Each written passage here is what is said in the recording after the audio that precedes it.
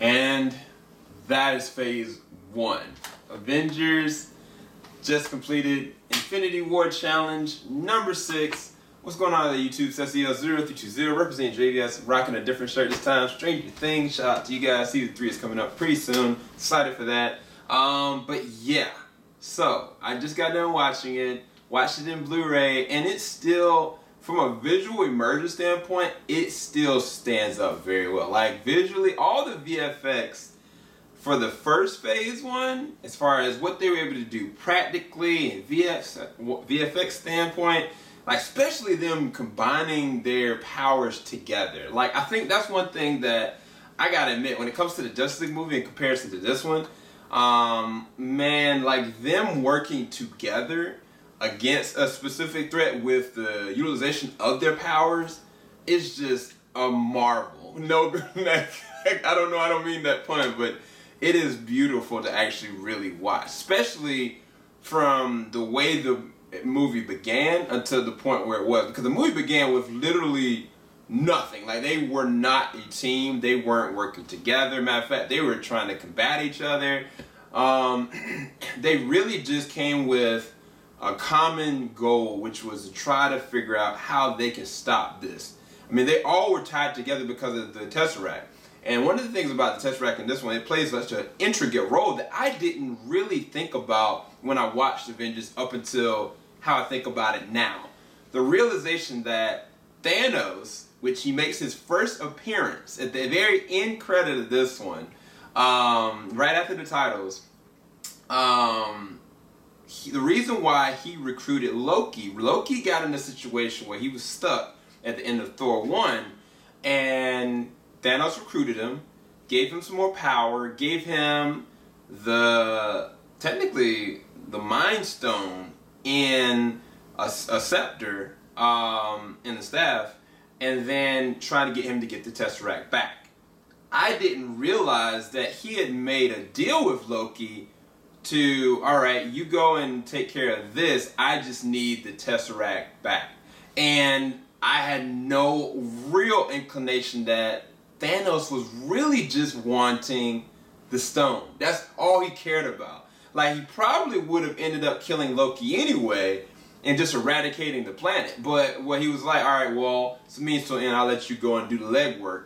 What he didn't account for was the Avengers. And so that leaves me thinking that if Thor Ragnarok ended with Thanos' ship right in front of them, the very first person to go is gonna be Loki, because Loki failed him.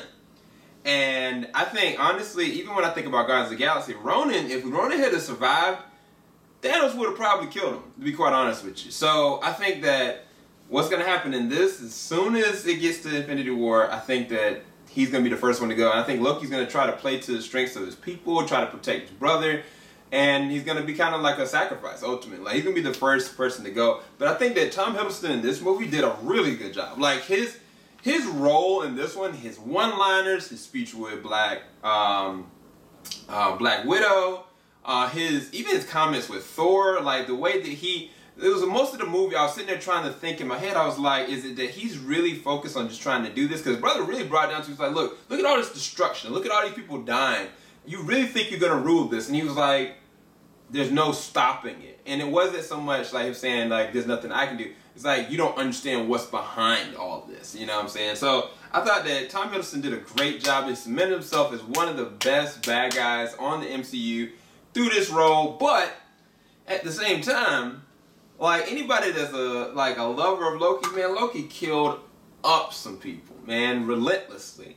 And the Avengers ultimately killed a lot of these things too. So it is really interesting to actually watch just them together. I think that the standouts were definitely Tony Stark. Robert Downey Jr. did some of his best work in this one, I think. I think that his jokes were on point. They were funny. They still stand the test of time. Some of the jokes for Chris Hemsworth Thor really didn't work for me. It was weird. Like, now that I'm sitting there watching and listening to some of them, like, it just didn't work for me. I really didn't find them funny. I love Chris Evans as Captain America and his presence there and like him commanding everything and doing everything. But his suit just was not good. Like, I wish they would have just kept the same exact suit that he had before. The one that's hanging up in the museum that they eventually brought back in Winter Soldier, which is pretty dope. But that suit that he had in this, it just didn't seem functional. Matter of fact, it didn't even seem like it had any kind of like armor or Kevlar like the original one that Tony really helped design for him. I think that Scarlett Johansson as Black Widow was probably some of her best in this one. Like as far as her acting, as far as what they're able to really utilize her for.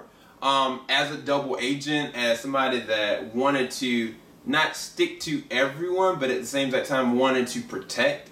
Specifically Clint. When she saw that he was compromised, she really was going to be willing to sacrifice herself to get this done. Instead of becoming like an assassin, becoming like a real part of the team. And I think that they did a really good job with that. Mark Ruffalo is just a great actor, period. Like he, as much as I love, oh my gosh, man. I love what Edward Norton did in Incredible Hulk.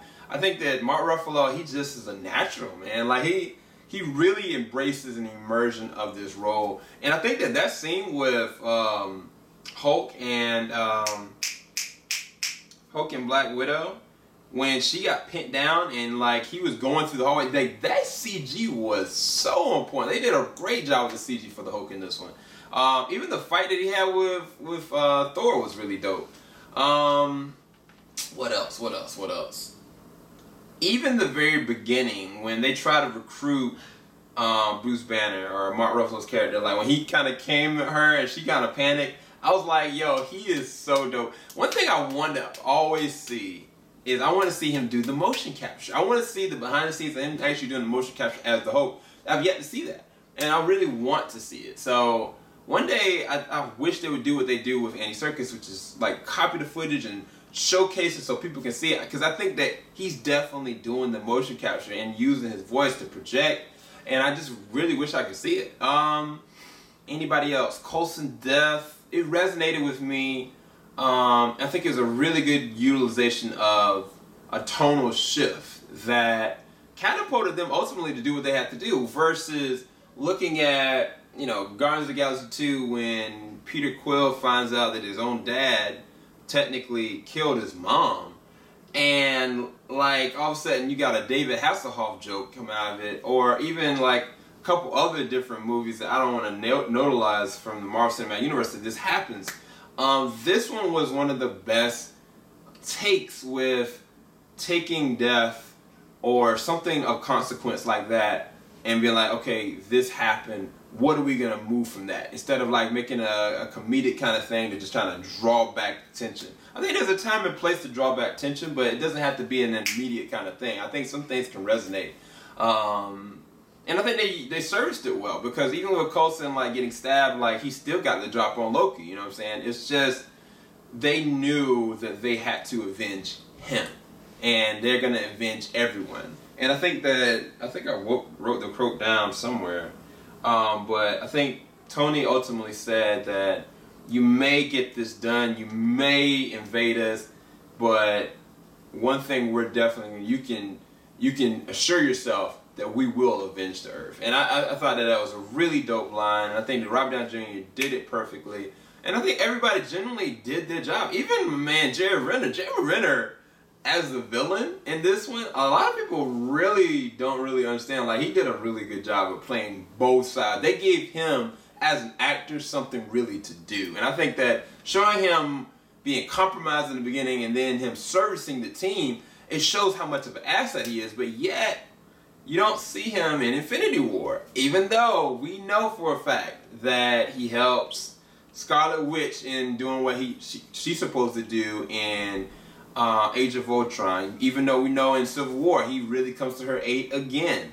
And so it's like, I hope in Infinity War they really show that there's a real usage of him, because in this movie they showcased it perfectly. As a whole, as a movie, it was one of the better ones, for sure. I mean, I'm thinking a 9.3 out of 10. Maybe a 9.3 out of 10. I don't want to give it a 9.5 because I think that technically Iron Man still is a better film, which is weird to say.